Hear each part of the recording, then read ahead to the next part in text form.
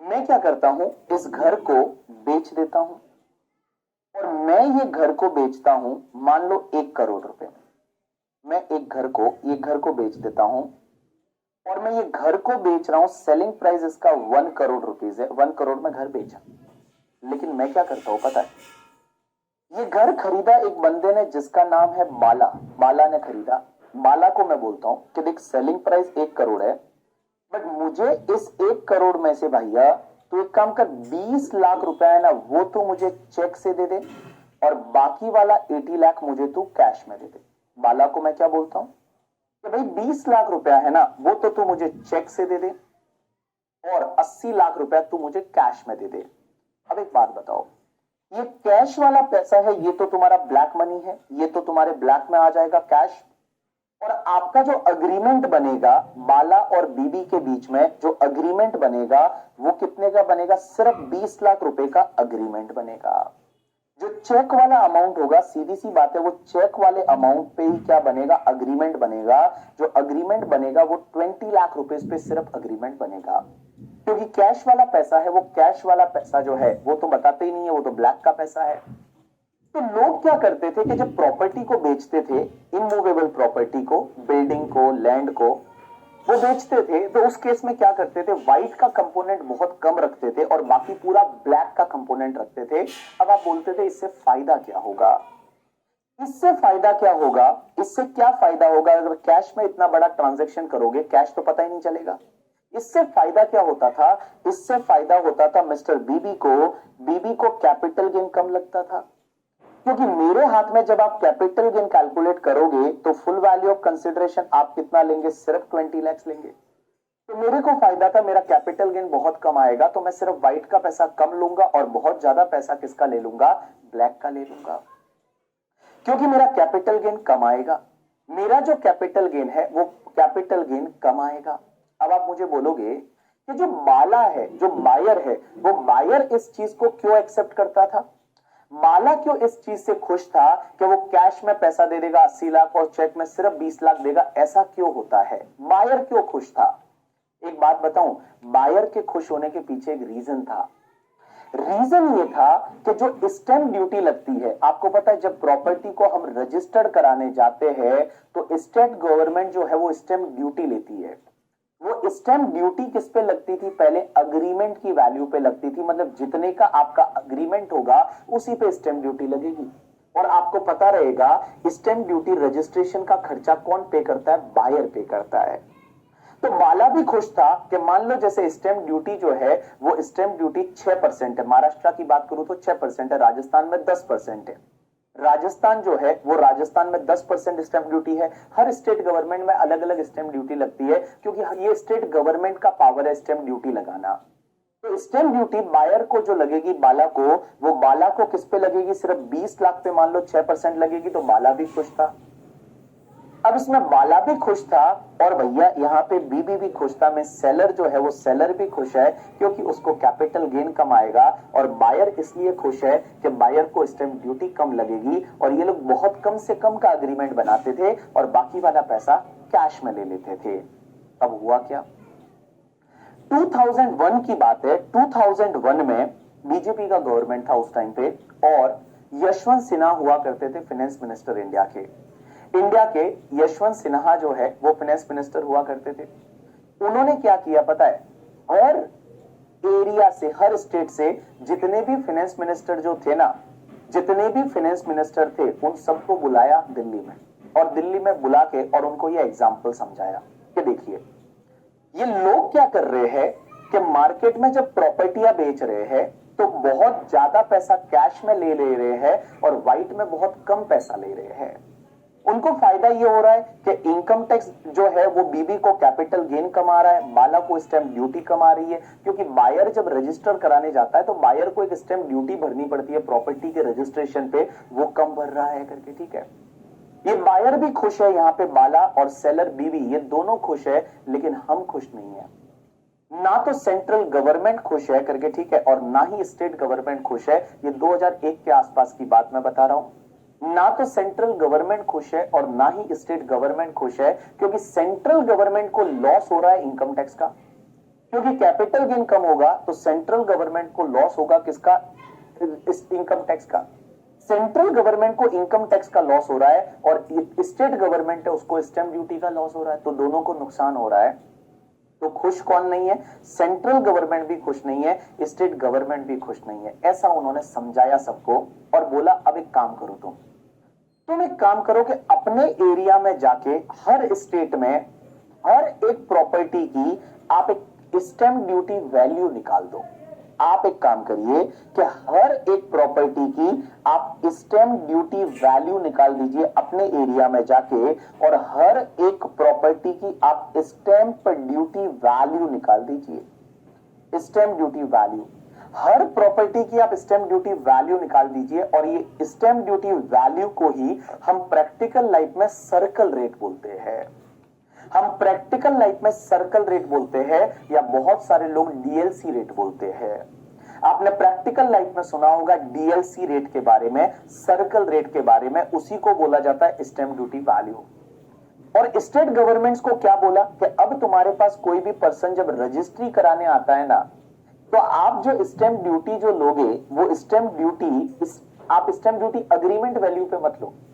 आप ये बोलो कि जितने का आप अग्रीमेंट करोगे, जितने का अग्रीमेंट करोगे अग्रीमेंट वैल्यू और stamp duty value whichever is higher रहेगा ना, वो हायर वाले पे हम स्टैंप ड्यूटी लेंगे। और आज की डेट में यही होता है। आज की डेट में आप अपने पापा से जाके पूछना कि पापा जब हम प्रॉपर्टी खरीदने जाते हैं, जब प्रॉपर्टी खरीदते हैं फिर उसकी रजिस्ट्री कराने जाते हैं, तो रजिस्ट्री कराते टाइम स्टैंप ड्यूटी किस पे लगती है पता है? स्टैंप ड्यूटी जो लगती है वो स्टैंप ड्यूटी लगती है जो सर्कल रेट होती है, जो सर्कल रेट होती है करके, ठीक है, सर्कल रेट होती है करके, ठीक है, सर्कल रेट होती है, सर्कल रेट या stamp duty value, circle rate या अग्रीमेंट की वैल्यू जो ज्यादा होती है उस पे आज आपको स्टैंप ड्यूटी पे करनी पड़ती है। जैसे एग्जांपल के लिए मैंने क्या किया, ये प्रॉपर्टी जो है बीबी ने बाला को बेच दी, हमने अग्रीमेंट बनाया है वो 20 लाख का बनाया है, लेकिन मान लो वहां की सर्कल रेट जो है, वहां की स्टैंप ड्यूटी वैल्यू उस घर की फॉर एन एग्जांपल 90 लाख है, तो इसको स्टैंप ड्यूटी जो भरनी पड़ेगी वो किस पे भरनी पड़ेगी? 90 लाख पे भरनी पड़ेगी। आज की डेट में ऐसा होता है करके, ठीक है, आज की रेट में जो है वो ऐसा होता है। तो मैंने क्या बोला, आप इसको स्टैंप ड्यूटी वैल्यू याद रखिए, सर्कल रेट याद नहीं रखना, लॉ में लिखा हुआ है स्टैंप ड्यूटी वैल्यू। तो स्टैंप ड्यूटी वैल्यू हर एक एरिया में एक प्रॉपर्टी की स्टैंप ड्यूटी वैल्यू होती है। आप भी देखना चाहे तो आपके घर की स्टैंप ड्यूटी वैल्यू कितनी है, आप देख सकते हैं कि हमारे घर की स्टैंप ड्यूटी वैल्यू है वो कितनी है करके, ठीक है। चलिए, तो मैंने क्या बोला समझने की कोशिश करना। सबसे पहले हर स्टेट गवर्नमेंट को बोल के हर स्टेट गवर्नमेंट को चेंज कराया अपने एरिया में, और अपने एरिया में क्या कराया कि अब आपके पास कोई भी रजिस्ट्रेशन कराने आता है तो रजिस्ट्रेशन कराते टाइम आप जो स्टैंप ड्यूटी लोगे वो किस पे लोगे? या तो स्टैंप ड्यूटी वैल्यू या agreement value whichever is higher है। अब मैं बताऊं इनकम टैक्स में क्या चेंज किया। अभी तक जो मैंने आपको समझाया ना, ये आपको समझ में नहीं आया, चलेगा, कोई दिक्कत नहीं है। अब ये तो मैंने आपको एक स्टोरी बताई कि स्टेट गवर्नमेंट को क्या चेंज कराया। अब अपने इनकम टैक्स में क्या हुआ उसको समझने की कोशिश करते हैं। इधर देखिए, अब अपन बात करते हैं इनकम टैक्स की।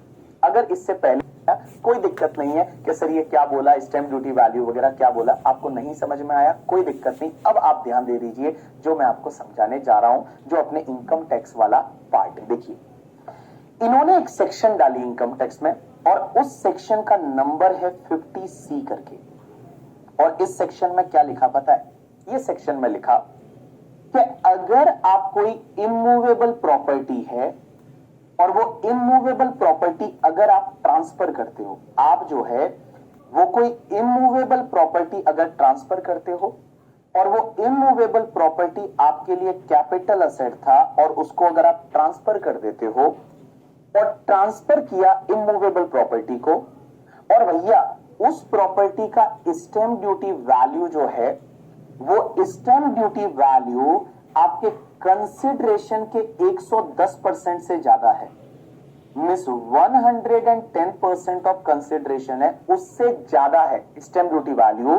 तो ये जो स्टैंप ड्यूटी वैल्यू है ना, ये स्टैंप ड्यूटी वैल्यू ही आपके लिए कैपिटल गेन कैलकुलेशन के लिए फुल वैल्यू ऑफ कंसिडरेशन माना जाएगा।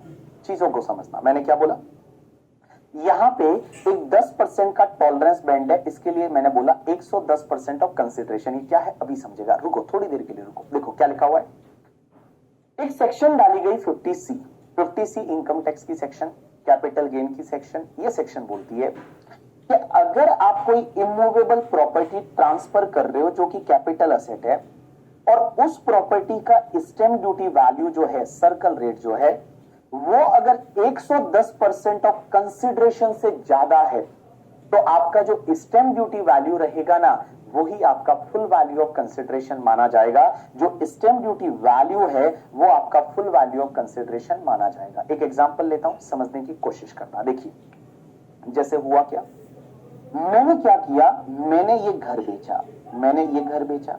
अब एक बात समझिए, मैंने ये घर बेचा जिसका सेलिंग प्राइस 40 लाख है, मींस मैंने जो अग्रीमेंट बनाया वो 40 का है, लेकिन इस प्रॉपर्टी का जो स्टैंप ड्यूटी वैल्यू आ गया वो मान लो 60 लाख है। इसका स्टैंप ड्यूटी वैल्यू है वो 60 लाख है। तो आपको ये देखना है कि क्या स्टैंप ड्यूटी वैल्यू इस सेलिंग प्राइस के 110% से ज्यादा है या नहीं है। यहां पे आपका स्टैंप ड्यूटी वैल्यू कितना है, 60 लाख है, और यहां पे आपका कंसिडरेशन का 110% कितना होगा, तो कंसिडरेशन आपका 40 लाख है, 110% करेंगे तो 44 लाख आएगा। तो क्या 44 लाख से ज्यादा है या नहीं, आंसर इज यस, 44 लाख से ज्यादा है। तो ये जो 60 लाख है ना, यही आपका फुल वैल्यू ऑफ कंसिडरेशन माना जाएगा, यही आपका फुल वैल्यू ऑफ कंसिडरेशन माना जाएगा। मींस अब आप कैपिटल गेन जब कैलकुलेट करोगे ना बाबू, तो कैपिटल गेन कैलकुलेट करते टाइम क्या होगा, यहां पे आपका full value of consideration 50C के हिसाब से क्या लेंगे, 60 लाख है, वो फुल वैल्यू ऑफ कंसिडरेशन लिया जाएगा। तो आप कितना याद रखेंगे, समझने की कोशिश करना। सबसे पहले अगर आप इमूवेबल प्रॉपर्टी ट्रांसफर करते हैं और वो इमूवेबल प्रॉपर्टी कैपिटल असेट है, अगर आपने ट्रांसफर किया और आपका एचडीवी है वो कंसिडरेशन के 110% से ज्यादा है, अगर 110% तक ही है तो चलेगा, मींस थोड़ा बहुत फर्क चल सकता है, थोड़ा बहुत फर्क चल सकता है, आपका जो स्टैंप ड्यूटी वैल्यू और कंसिडरेशन में थोड़ा बहुत फर्क चल सकता है। लेकिन अगर 110% ऑफ कंसिडरेशन से ज्यादा है स्टैंप ड्यूटी वैल्यू, तो स्टैंप ड्यूटी वैल्यू ही आपका फुल वैल्यू ऑफ कंसिडरेशन माना जाएगा। अपन एक काम करते हैं, एक एग्जाम्पल लेते हैं, एग्जाम्पल से और ज्यादा समझने की कोशिश करते हैं। इधर देखिए, जैसे मान लो आप मुझे बताएंगे कि फुल वैल्यू ऑफ कंसिडरेशन कितना आएगा, तो एक एग्जांपल लेते हैं। एग्जांपल में कुछ केसेस लेते हैं, जैसे case 1, case 2, case 3 and case 4। मान लो मैंने एक प्रॉपर्टी सेल की, उसकी सेलिंग प्राइस मैंने जो बताई वो बताई 1 लाख रुपया, 1 लाख रुपया मैंने सेलिंग प्राइस बताई, लेकिन उसका प्रॉपर्टी का स्टैंप ड्यूटी वैल्यू जो है वो मान लो 1,07,000 है। स्टैंप ड्यूटी वैल्यू उस प्रॉपर्टी के, उस एरिया का, उस प्रॉपर्टी का 1,07,000 है stamp duty value, circle rate, ठीक है।